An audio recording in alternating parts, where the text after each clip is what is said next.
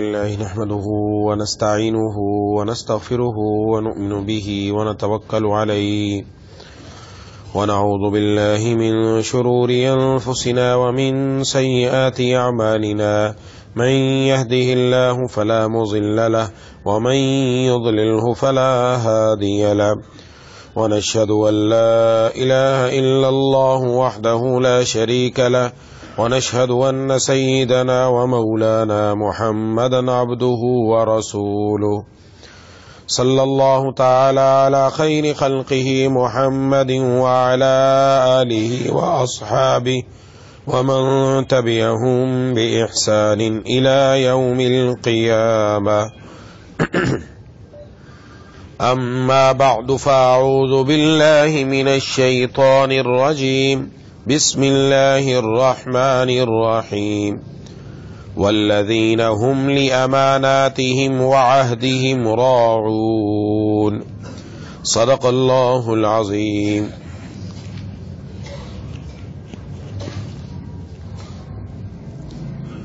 میرے دوستوں اور ساتھی،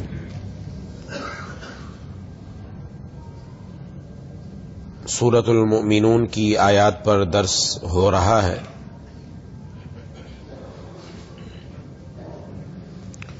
اس سورت کی ابتدائی آیتوں میں اللہ تبارک و تعالی نے فلاح پانے والوں کی چند صفات بیان فرمائی ہیں. قد افلح المؤمنون فرما کر کہ یہ مؤمن جن کے اندر یہ صفات ہیں ان کو فلاح مل گئی، انہوں نے فلاح پا لی، یعنی دنیا اور آخرت کی کامیابی حاصل کر لی.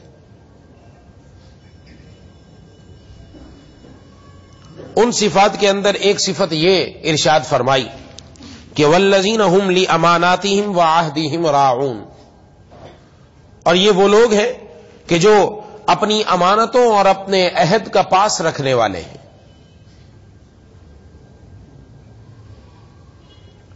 امانت سے متعلق گزشتہ جمعہ میں نے تفصیل سے بات عرض کر دی کہ امانت کا مفہوم کیا ہے.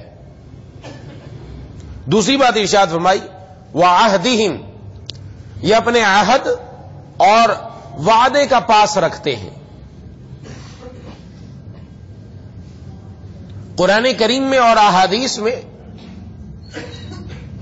عہد کی اور معاہدے کی اور وعدے کی پاسداری کا حکم دیا گیا ہے کہ قرآن کریم میں ارشاد فرمایا یا ایھا الذین آمنوا اوفوا بالعقود، اے ایمان والو عقود اور جو آپس کے معاہدات ہیں ان کو پورا کرو.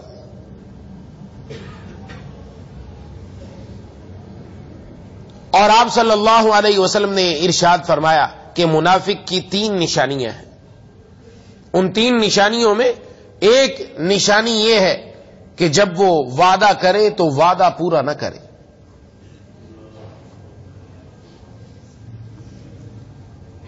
جس سے یہ بات واضح ہو جاتی ہے کہ ہر مومن کو وعدہ پورا کرنے کا اہتمام کرنا چاہیے.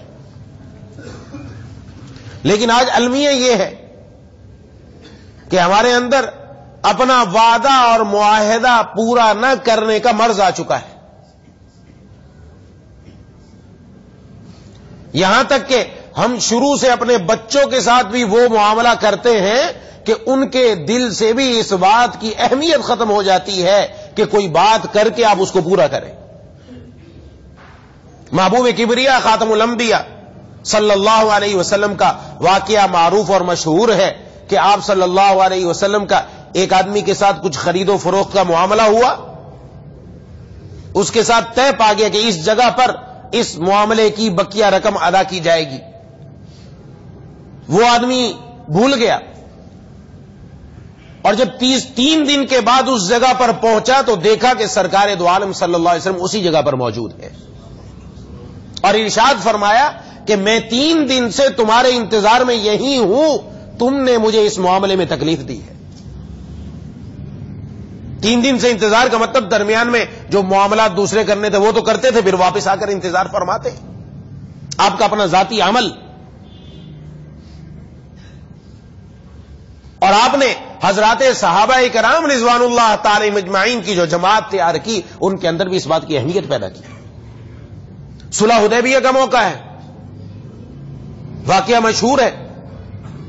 اس کے اندر مشرکین کے ساتھ جو شرائط طے ہوئی, وہ شرط یہ طے ہوئی کہ اگر مکہ سے کوئی مسلمان ہجرت کر کے مدینے آتا ہے تو اس مسلمان کو واپس کر دیا جائے گا, مشرکین کو واپس کیا جائے گا.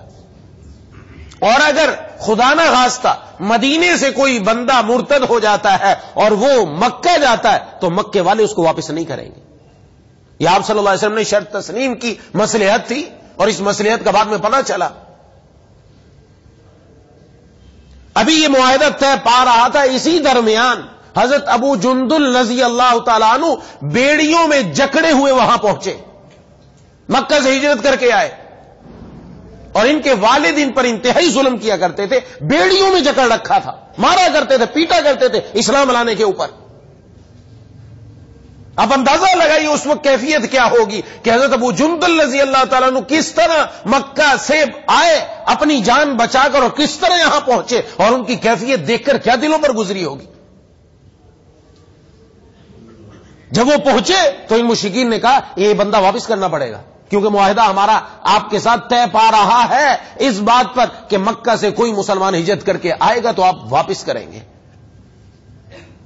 حضرات صحابہ اکرام رضوان اللہ مجمعین موجود ہیں, دلوں کی کیفیت عجیب ہو گئی کہ ہم اپنے ایک مسلمان کو ان کافروں کے حوالے کریں ظلم کے لیے, یہ جا کر دوبارہ وہی کام کریں گے.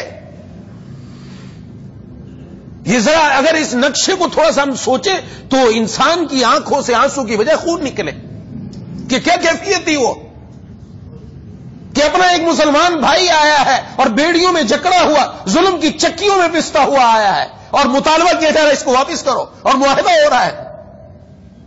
آپ صلی اللہ علیہ وسلم نے فرمایا ہمارا معاہدہ ہو گیا, ابو جندل کو واپس کرنا پڑے گا, اس کو نہیں رکھ سکتے.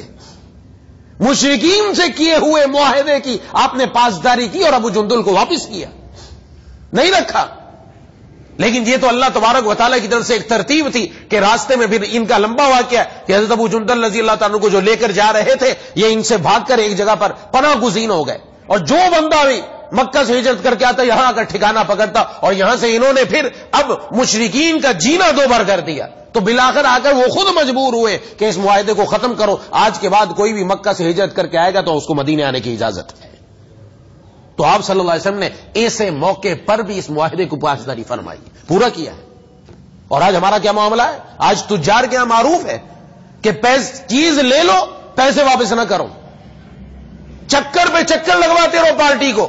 یہ ایک دنیا کے اندر یہاں ہمارے مسلمانوں میں اسٹینڈرڈ بن چکا ہے کہ کسی کو ٹائم پر پیمنٹ کرنی نہیں ہے, اس سے وعدہ کر لیا, معاہدہ کر لیا کہ بھائی آپ ہمیں یہ چیز بیچ دیں, ہم آپ کو 1 مہینے میں رقم دیں گے, فلاں تاریخ کو رقم دیں گے, فلاں مہینے کی فلاں تاریخ کو, اور وہ تاریخوں پر تاریخیں آ جاتی ہیں. لیکن یہ ٹچ سے مس نہیں ہوتے, یہ نماز پڑھنے والے بھی ہیں, یہ روزے دار بھی ہیں, یہ اللہ اور رسول کے احکام پر عمل کرنے والے بھی ہیں, لیکن یہاں آ کر یہ دین کے اوپر عمل کرنے والے نہیں. اور جناب نبی کریم صلی اللہ علیہ وسلم نے ارشاد فرمایا جو بندہ دنیا سے اس حالت میں گیا کہ اس کے اوپر قرض تھا تو اس کی جو روح ہے یہ درمیان میں لٹکی ہی رہتی ہے. محبوب کبریا خاتم الانبیاء صلی اللہ علیہ وسلم کے سامنے جنازہ آتا اور آپ کو پتہ چلتا اس کے ذمے میں قرض ہے تو آپ جنازہ پڑھنا بھی گوارا نہیں کرتے. اور آج ہے مسلمان ہے, ہمارے اندر یہ کمزوری ہے, اب اس کمزوری کو دور کرنے کے لیے تیار نہیں. اور لوگوں کے درمیان یہ بات ہو چکی ہے کہ بس چھوڑ دیں اس بات کو کہ بس دوسرے کے پیسے کے اوپر کماتے رہو اور اس کو چکر لگواتے رہو, اس کی پیمنٹ کبھی پوری کرنی نہیں. یاد رکھیں اپنی بات کہ ہم کس طرف چلے جا رہے ہیں. جس کے ساتھ جو معاہدہ کیا اس معاہدے کو تو پورا کرے, اس معاہدے پر تو عمل درآمد کرے, اس معاہدے کو پورا نہیں کیا جا رہا. غزوہ بدر کا موقع ہے, پہلا معرکہ اسلام کا, حق و باطل کا پہلا معرکہ. ایک ایک بندے کی جب سخت ضرورت ہے, حضرت ابو جندل حضرت حذیفہ بن یمان رضی اللہ تعالی عنہ یہ بھی ہجرت کر کے اس وقت آئے, اور جب ہجرت کر کے آ رہے تھے تو ابو جہل نے پکڑ لیا, کہا کہاں جا رہے ہو ہجرت کر کے؟ اور انہوں نے کہا ہم مدینے جا رہے ہیں. کہا تم مدینے جا رہے ہو اور تم جا کر محمد صلی اللہ علیہ وسلم کا ساتھ دو گے تو تم ہمارے خلاف لڑو گے, اس لیے ہم تمہیں چھوڑیں گے نہیں. ہمارے ساتھ معاہدہ کرو، ہمارے ساتھ معاہدہ کر کے جاؤ، وعدہ کر کے جاؤ کہ تم مدینے جا کر ہمارے خلاف نہیں لڑو گے۔ انہوں نے وعدہ کر لیا اور وعدہ کر کے وہاں سے روانہ ہو کر جب پہنچے، یہاں غزوہ بدر کی تیاری ہے۔ غزوہ بدر کا بدریین جو صحابہ اکرام ہیں، ان کا بڑا اعلیٰ مقام ہے، ان کے لیے مغفرت کی بشارتیں ہیں۔ یہ صحابہ اکرام میں ممتاز ہیں، آج بھی ان کے نام ایسے ہیں کہ ان کے نام لے کر دعائیں کی جاتی ہیں، اللہ دعائیں قبول فرماتے ہیں۔ یہ وہ لوگ تھے، یہ معمولی لوگ نہیں ہیں۔ یہ دیکھیں آپ کہ یہ پہلا معرکہ ہے اور ایک ایک بندے کی سخت ضرورت ہے، اور اس معرکے کی فضیلت کو سامنے رکھیں۔ اور جب آپ صلی اللہ علیہ وسلم کے پاس پہنچے تو آپ صلی اللہ علیہ وسلم نے جب ان سے کارگزاری لی کہ ہاں بھی کیا ہوا، انہوں نے بتایا کہ اس طرح ہم معاہدہ کر کے آئے، لیکن یہ تو ہماری گردن پر تلوار رکھ کر لیا انہوں نے معاہدہ، ہم جنگ میں ضرور شریک ہوں گے۔ آپ صلی اللہ علیہ وسلم نے فرمایا جنگ میں شریک ہونے کی اجازت نہیں، کیونکہ تم وعدہ کر کے آئے ہو، اگرچہ وہ ہمارے ساتھ جنگ لڑنے والے ہیں، ان کے ساتھ بھی معاہدہ کر کے آؤ، اس وعدے کو پورا کرنا ذمہ داری ہے۔ اس وقت بھی آپ نے اس وعدے کو پورا کروایا، اجازت نہیں دی۔ آج میں اور آپ اپنی حالت دیکھیں کہ ہم وعدہ، اول تو وعدہ کرنے سے پہلے سوچنا چاہیے، 100 بار سوچنا چاہیے۔ وعدہ کرنے کی جلدی کیا ہے؟ وعدہ کرنے سے 100 بار پہلے سوچے پھر بتائے، نہیں پورا کر سکتا تو وعدہ کرے ہی نہیں، بتائے ہی نہیں، یا وہ آپس کے اندر معاملات طے کیے جائے کہ جس کے اندر آپس میں معاملات خراب نہ ہوں۔ آج معاملات خراب ہو رہے ہیں اسی وجہ سے، آپس میں جھگڑے، آپس میں قریبی رشتہ دار ان معاملات کی وجہ سے لڑ رہے ہیں، جھگڑ رہے ہیں آپس کے اندر کہ معاملہ طے کیا تھا اور میری پیمنٹ مجھے ٹائم پر نہیں دی گئی۔ یہ کیا ہو رہا ہے؟ یہ دنیا کے اندر یہ معاملہ ہو رہا ہے۔ اور گھر میں ہمارے معاملات، بچوں کے ساتھ یہ چل رہا ہے، بچوں کے ساتھ یہ معاملہ ہو رہا ہے۔ گھر بچہ ضد کر رہا ہے کسی چیز کی، ہاں باپ نے کہا کہ ٹھیک ہے بیٹا میں ابھی جا رہا ہوں، اب وہ بچہ باہر نکل رہا ہے، بچے نے کہا میں نے بھی جانا ہے، میں نے بھی آپ کے ساتھ موٹر سائیکل پر جانا ہے، میں نے بھی آپ کے ساتھ گاڑی میں جانا ہے، مجھے بھی باہر کی سیر کرا کے لاؤ۔ آپ کو جلدی، آپ نے کہا نہیں چلو میں آتا ہوں تمہاری فلانی چیز لے کر آؤں گا، ہاں چلے گئے، آپ نے یہ بات کر دی، جان چھڑانے کے لیے کی، لیکن یہ وعدہ کر کے گئے بچے کے ساتھ تم جان چھوڑ دو ابھی فی الحال، ابھی بات نہ کرو، تمہارے لیے یہ چیز لے کر آؤں گا۔ بچہ اطمینان سے بیٹھ گیا کہ ابا لے کر آئیں گے، اور ابا جب گھر میں آتے تو خالی ہاتھ آتے ہیں۔ بچہ دیکھتا ہے والد کو، والد میرے ساتھ ایک بات کر کے گیا تھا اور اب یہ خالی ہاتھ آیا، اور اس بات کی اس کو پرواہ ہی نہیں۔ اس بچے کے دل میں ابھی سے بٹھا دیا وعدہ خلافی کرنا معمولی بات ہے، کوئی چکر نہیں ہے، کر سکتے ہو تم، اور جھوٹ بھی بول لو آرام سے، بلکہ جھوٹ بلوایا جاتا ہے بچوں سے باقاعدہ، گھر کے باہر بھیج دے کہ جا کے فلانے کو بتا دے تیرے ابو گھر پہ نہیں ہے، ابو بول رہا ہے اپنے بچے کو۔ یعنی ہم بجائے اس کے کہ ان کی اچھی تربیت کرتے، ان کے اندر وہ چیزیں لے کر آتے، وہ صفات لے کر آتے، بجائے اس کے الٹ ان کی تربیت ہو رہی ہے، ان کے ساتھ معاملہ نہیں ہو رہا۔ تو بچوں کے ساتھ بھی معاملہ ایسے چل رہا ہے، گھر والوں کے ساتھ بھی، اور باہر ہمارے آپس کے معاہدات۔ آج سب سے بڑا جھگڑا اس کا ہے، سب سے بڑی وجہ یہ ہے ہمارے آپس کے معاملات ٹھیک نہیں ہیں، معاملات ٹھیک نہیں ہیں۔ دین کا جو 3% حصہ ہے، 4 حصوں میں سے 3 حصے دین کے معاملات سے متعلق ہیں، 1 حصہ عبادات پر مشتمل ہے، اور 3 حصے یہ کس کے متعلق ہیں؟ یہ سارے کے سارے معاملات سے متعلق ہیں۔ ہدایہ ہماری کتاب پڑھائی جاتی ہے جو درس نظامی کے اندر، اس کی 4 جلدیں ہیں، 4 جلدوں میں پہلی جلد وہ صرف عبادات پر مشتمل ہے، بقیہ تینوں جلدیں معاملات پر مشتمل ہے، معاملات کے اتنے احکام ہیں، لیکن ابھی اس طرف توجہ نہیں ہے۔ جہاں پر ہمارے عقائد، جہاں پر ہماری عبادات محبوب کبریا خاتم الانبیاء صلی اللہ علیہ وسلم کے طریقے کے مطابق ہے، تو وہاں معاملات بھی انہی کے طریقے کے مطابق ہوں۔ تو کر کے دیکھے تو زندگی میں کیا تبدیلی آ جائے، زندگی کے اندر فرق آ جائے۔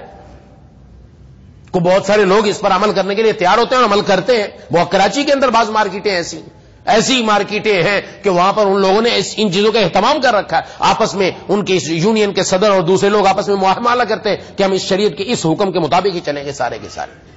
نمازوں کا اہتمام، ہر چیز کا اہتمام، یہ معاہدے کی پاسداری کرنا یہ ایک مومن کی ذمہ داری ہے۔ حضرت امیر معاویہ رضی اللہ تعالیٰ عنہ اپنے دور کے اندر عیسائیوں کے ساتھ ایک معاہدہ طے پایا کہ آپس میں جنگ بندی ہو گئی کہ مسلمان ان کے خلاف نہیں لڑیں گے، یہ مسلمانوں کے خلاف نہیں لڑیں گے، اور جنگ بندی کی مدت ختم ہونے کے قریب تھی۔ تو حضرت امیر معاویہ رضی اللہ تعالیٰ عنہ نے یہ کیا کہ اسلامی سرحد پر، جو وہ سرحد ان عیسائیوں کی سرحد سے ملتی تھی، وہاں وقت ختم ہونے سے پہلے فوجیں لا کے کھڑی کر دی۔ اس لیے کھڑی کر دی کہ ادھر ہمارے معاہدے کی مدت ختم ہو، ادھر ہم حملہ شروع کر دیں گے، اور حملہ کرتے جائیں گے، آگے فتوحات ہوتی چلی جائیں گی، کیونکہ آگے سے کافر تیار نہیں ہوں گے۔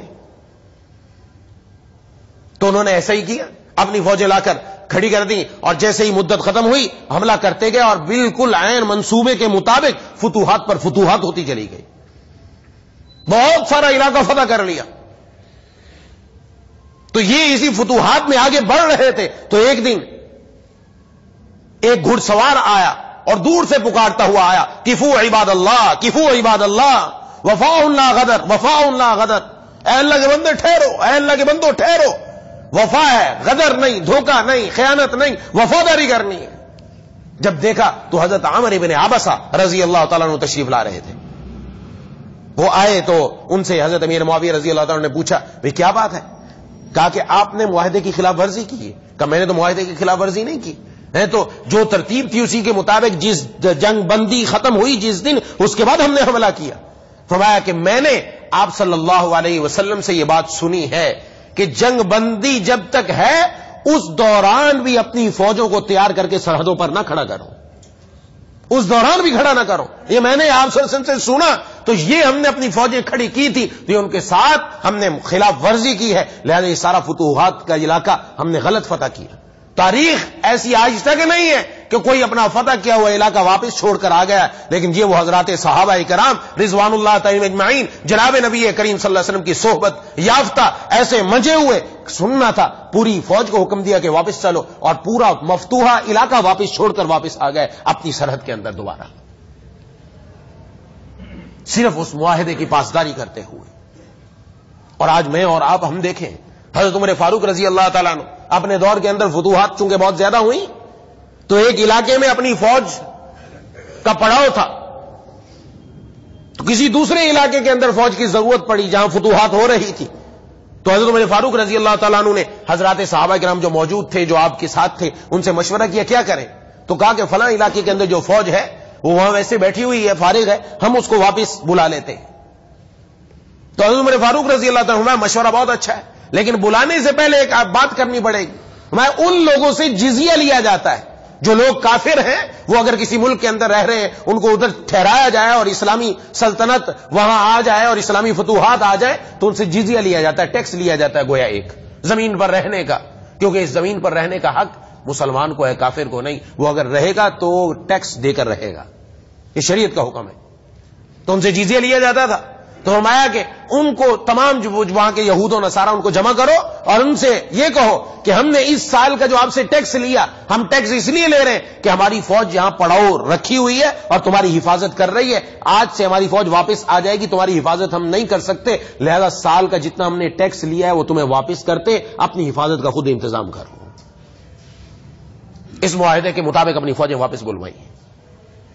یہ ہمارے سامنے آپ صلی اللہ علیہ وسلم کا عمل اور آپ صلی اللہ علیہ وسلم کے صحابہ کرام کا معاہدات کی پاسداری، کہ معاہدات کو کس طرح پورا کیا ہے، اور اگر کسی جگہ وعدہ پورا کرتے ہوئے واقعتاً نیت پوری ہے کہ میں نے وعدہ پورا کرنا ہے اور اس ٹائم پر بات کرنی ہے، لیکن اس ٹائم پر مثلا پیمنٹ کا معاملہ ہے، نہیں ہو سکی، ہمارے پاس پیمنٹ نہیں پہنچ سکی، تو اب اگلے سے بات تو کرو، اس کے ساتھ بیٹھ کر اس کی تسلی تو کراؤ کہ بھائی مجھ سے غلطی ہو گئی، میں نے اس وقت پر کرنی تھی لیکن میرے پاس پیمنٹ کا انتظام نہیں ہو سکا، اب مزید 10 دن آپ دے دو تو میں انشاءاللہ 10 دن کے اندر دے دوں گا، 20 دن کے اندر دے دوں گا۔ یہ معاملات طے تو کریں آپس کے، وہی طے نہیں ہوتے۔ آج یہ بہت زیادہ جھگڑا ہے ہمارے بازاروں کے اندر، آپ صلی اللہ علیہ وسلم کے فرمان کے مطابق آیا عمل ہو رہا ہے کہ نہیں ہو رہا، ہماری تجارت، ہمارے معاملات، ہمارا لین دین، ہماری خرید و فروخت، ہمارا کاروبار یہ آپ صلی اللہ علیہ وسلم کے طریقے کے مطابق ہے کہ نہیں۔ یہ یہاں سے پتہ چل رہا ہے کہ مؤمن کامیاب وہ ہے کہ جس کی جو امانت کی بھی پاسداری کرنے والا ہے، امانت کے ساتھ اپنے عہد اور معاہدے کی پاسداری کرنے والا ہے۔ یہ چیز جب پیدا ہو جائے گی تو یقیناً فلاح حاصل ہو جائے گی انشاءاللہ، کہ کسی کے ذمہ قرض باقی نہ رہے، کہ وہ دنیا سے اس حال میں جائے کہ اس کے ذمہ قرض باقی نہیں ہے، کسی کی پیمنٹ باقی نہیں ہے، وہ سب کا رقم ادا کرنے کے بعد دنیا سے رخصت ہو رہا ہے۔ دعا ہے کہ اللہ تبارک و تعالی مجھے اور آپ کو ان باتوں پر عمل کرنے کی توفیق عطا فرمائے۔ وآخر دعوانا ان الحمدللہ رب العالمین۔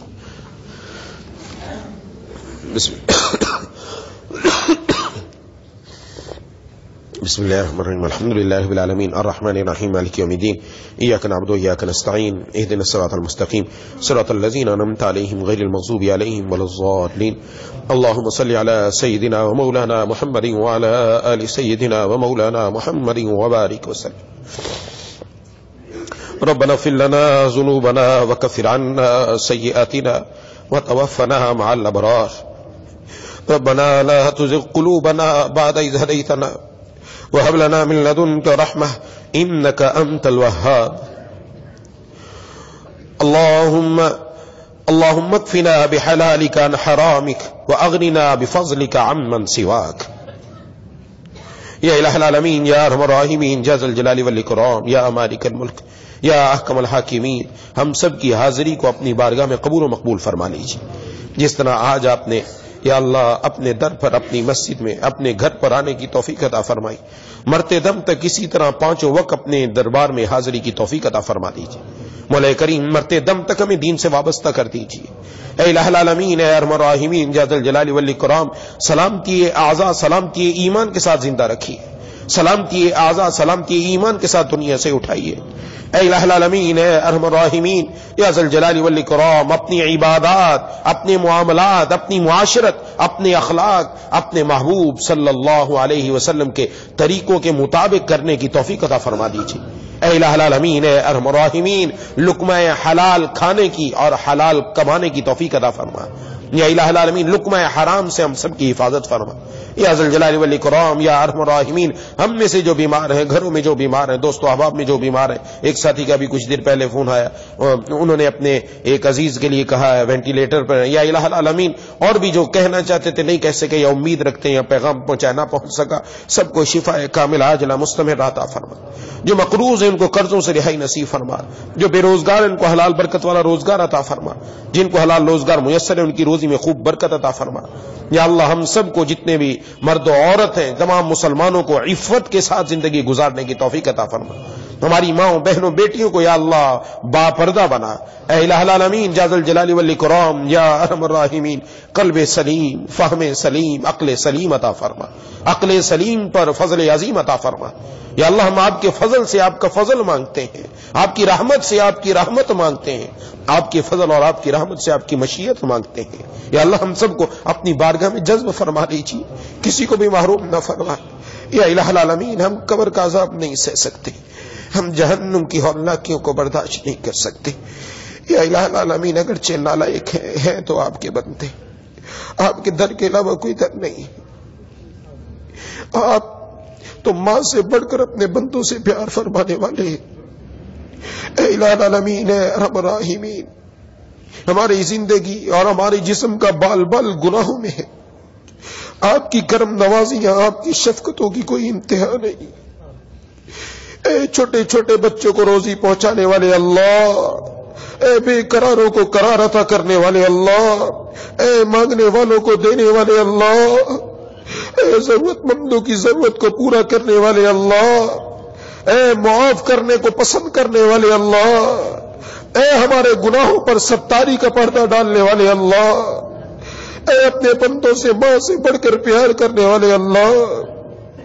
آپ کو آپ کے 99 ناموں کا واسطہ، آپ کو رحمان ہونے کا واسطہ، رحیم ہونے کا واسطہ، غفور ہونے کا واسطہ، ودود ہونے کا واسطہ، اپنے حبیب کے صدقے یا اللہ ہم سب کی مغفرت فرما کر ہم سب کو اپنے پیاروں میں شامل فرما، کسی کو محروم نہ فرما. محرومی کا لفظ ہماری زندگیوں سے نکال دیجیے. یا اللہ اپنا قرب خاص عطا فرما دے. ہم آپ سے دوری نہیں برداشت کر سکتے، اپنا قرب خاص نصیب فرما دیجیے. اے الہ العالمین، اے ارحم الراحمین یا ذا الجلال والاکرام، ہر چیز سے زیادہ اپنی محبت عطا فرما دے، ہر چیز سے زیادہ اپنی محبت عطا فرما دے. اے الہ العالمین، ہمارے اور گناہوں کے درمیان اتنا فاصلہ کر دے جتنا مشرق اور مغرب کے درمیان. یا اللہ ہمیں گناہ کا موقع بھی نہ ملے. مولا کریم نیکیوں کے خوب مواقع عطا فرما اور ان مواقع سے فائدہ اٹھا کر نیکی کرنے کی توفیق بھی عطا فرما. اے الہ العالمین، اے ارحم الراحمین یا ذا الجلال والاکرام یا ارحم الراحمین، پوری دنیا میں اسلام کا بول بالا فرما. یا ذا الجلال والاکرام یا ارحم الراحمین، مجاہدین کی، تبلیغی جماعتوں کی، مدارس کی، مساجد کی، خانقاہوں کی، علماء کی، تمام مسلمانان عالم کی حفاظت فرما. یا اللہ دین کے جس شعبے میں ہم بہتر انداز میں کام کر سکتے اس میں قبول فرما. یا اللہ مرتے دم تک دین سے وابستہ رکھ. یا الہ العالمین یا ارحم الراحمین رقیق القلب رحیم المزاج بنا دیجیے. ہر خیر ہر مسلمان مرد ہر مسلمان عورت کو عطا فرما دیجیے. ہر شر سے ہر مسلمان مرد ہر مسلمان عورت کی حفاظت فرما. اللہم کل خیر لکل مسلم و مسلمہ. اللہم ارحم امت محمد صلی اللہ علیہ وسلم. اللہم اغفر لنا وللمؤمنین والمؤمنات والمسلمین والمسلمات. اللہم اغفر لنا وللمؤمنین والمؤمنات والمسلمین والمسلمات. اللہم اغفر لنا وللمؤمنین والمؤمنات والمسلمین والمسلمات. ربنا آتنا فی الدنیا حسنہ وفی الآخرة حسنہ وقنا عذاب النار. ربنا تقبل منا انك انت السميع العليم وتب علينا انك انت التواب الرحيم. صلی اللہ تعالی علی خیر خلقہ محمد وعلى آلہ واصحابہ اجمعین.